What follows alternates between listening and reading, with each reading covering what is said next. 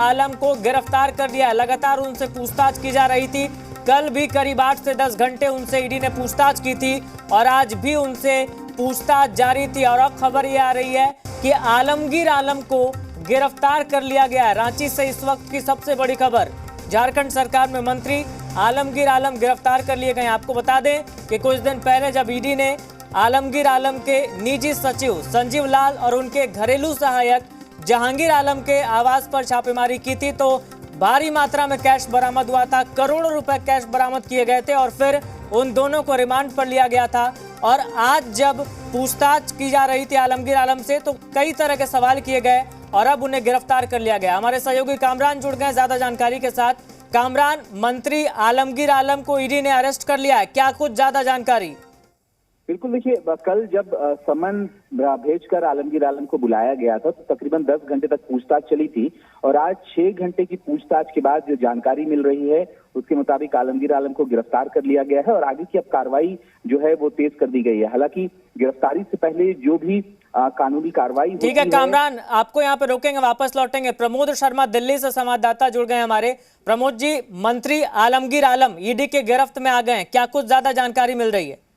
देखिए, बिल्कुल हाल ही में ईडी ने जो संजीव लाल और उसके नौकर जहांगीर आलम के ठिकानों से करीब 37 करोड़ रुपए बरामद किए थे। उस मामले में जांच में सामने आया था कि ये टेंडर देने के नाम पर जो कमीशन लिया जाता था ये वो पैसा था और इस पैसे का डिस्ट्रीब्यूशन कई नौकरशाहों और मंत्रियों को किया जाता था, क्योंकि संजीव लाल जो ग्रामीण विकास मंत्री है झारखंड सरकार में, आलमगीर आलम उनके पर्सनल सेक्रेटरी थे और ये पैसा उनके कहने पे ही लिया जाता था।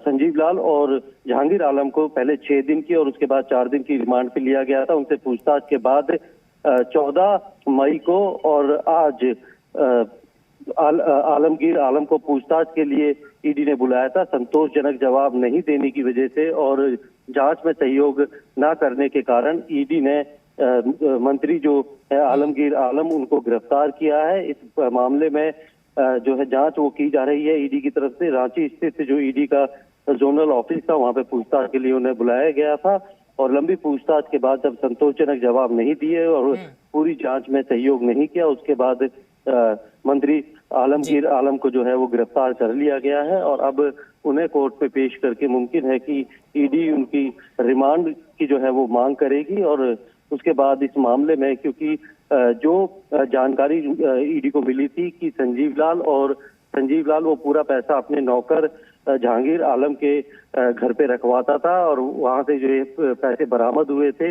इसमें करीब 37 करोड़ रुपए हैं और उसमें कुछ पैसा जो है वो संजीव लाल के दफ्तर से भी बरामद किया गया था। तो उसको लेकर उनसे पूछताछ के दौरान आलमगीर आलम का नाम जो है वो सामने आया था और उसी की पूछताछ के लिए उन्हें समन भेजा गया था। कल वो ईडी के सामने पेश हुए थे और आज भी जब उनसे पूछताछ चल रही थी तो बिल्कुल भी वो ईडी की जांच में सहयोग नहीं कर रहे थे, जिसके बाद जब कैश बरामद हुआ था तो आलमगीर आलम की तरफ से जो प्रतिक्रिया आई थी उन्होंने कहा था कि वो सचिव हैं, पहले भी रह चुके हैं अन्य के, मुझे इस बारे में कोई जानकारी नहीं है। और आज भी खबर आ रही थी कि जब उनसे सवाल जवाब किए जा रहे थे पैसों को लेकर, रुपए को लेकर, तो उन्होंने कहा था कि मुझे इसकी जानकारी नहीं है। लेकिन लंबी पूछताछ के बाद अगर ईडी उन्हें अरेस्ट कर रही है तो कहीं ना कहीं अब ये जो कनेक्शन है वो जुड़ता जा रहा है। प्रमोद जी।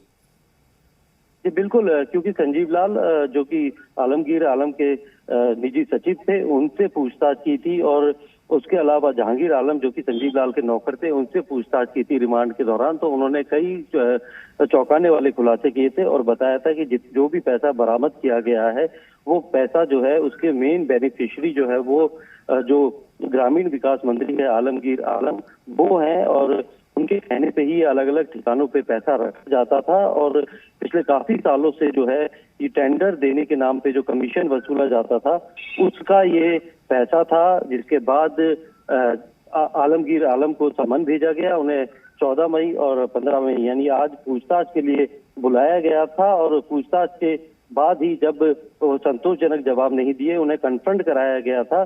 जो बयान संजीव लाल और जहांगीर आलम ने दिए थे तो उसके बाद वो अपने जो जवाब है उसमें बिल्कुल भी मुकर गए थे। लेकिन जो साफ चीज थी कि कस्टोडियल इंट्रोगेशन की जरूरत जो है ईडी को महसूस हुई कि आलमगीर आलम की कस्टोडियल इंट्रोगेशन करनी पड़ेगी, और क्योंकि वो जांच में सहयोग नहीं कर रहे थे, उसके बाद उन्हें गिरफ्तार किया गया। बिल्कुल, एक तरफ आलमगीर आलम ये कह रहे हैं कि मुझे इसकी जानकारी नहीं थी, उनके जो अनैतिक कार्य हैं उससे मेरा संबंध नहीं है, लेकिन आज निशिकांत दुबे ने भी बड़ा दावा कर दिया था। उन्होंने कहा था कि आलमगीर आलम गिरफ्तार हो जाएंगे, और अब खबर आ रही है कि आलमगीर आलम गिरफ्तार हो गए।